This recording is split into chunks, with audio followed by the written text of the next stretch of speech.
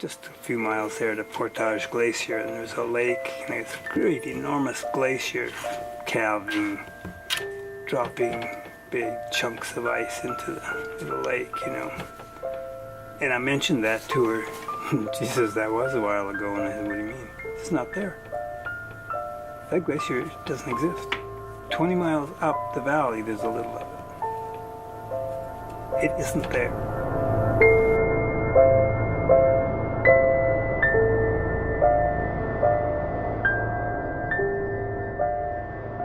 The planet has warmed 0.8 degrees C since the Industrial Revolution. So that's the big picture. In the Northern Hemisphere, in the last 50 years, we've lost 1 million square miles of spring snowpack. A new study by the National Oceanographic and Atmospheric Administration showed that in the US, you'd lose 30 to 70% of your snowpack. And in chunks of the country going down from the East Coast all the way up through Texas and into California, you'd have greater than 50% reduction in snowpack.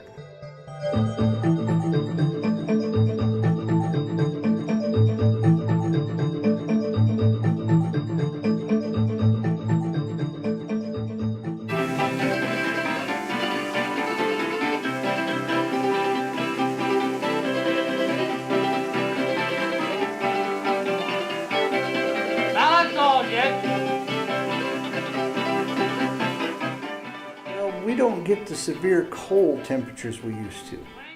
We'd have 2 to 3 weeks of below zero weather, 30, 40 below, and we didn't think anything about it. It seems like, if we have 2 days of below zero weather, that's a long period here. And round 4. Come back, get paid, got my girl.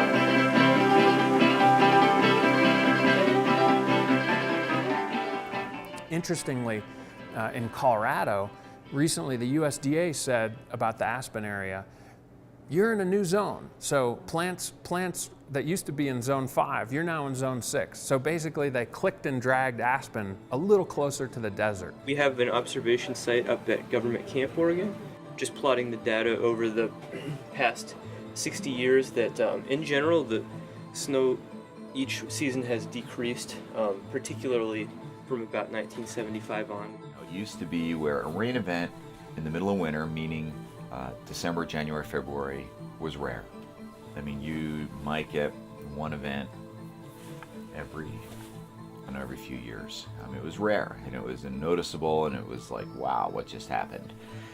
Anymore, meaning in the last 8 years or so, it feels as though we're getting them at least once a year, if not multiple times a year. And it's not just at the lower elevations. We'll have rain events that are going all the way to 8,000, 9,000 feet. The last time atmospheric CO2 were at the levels they are today, and now they're 400 parts per million, the oceans were 75 feet higher, and it was 11 degrees warmer. If you go to 6 degrees C, which again is catastrophic, it's a much drier world. There's persistent drought in the American Southwest and throughout large parts of the world. You have radically increased fires. You have big problems with food insecurity and water availability. I think it's a really important message to get that we can stabilize warming. We can stop it at 2 degrees and eliminate most of the big impacts. So think of it as would you like to be in a 20-mile-per-hour car crash or a 50-mile-per-hour car crash? We're going to be in a crash, but it can be sustainable, survivable.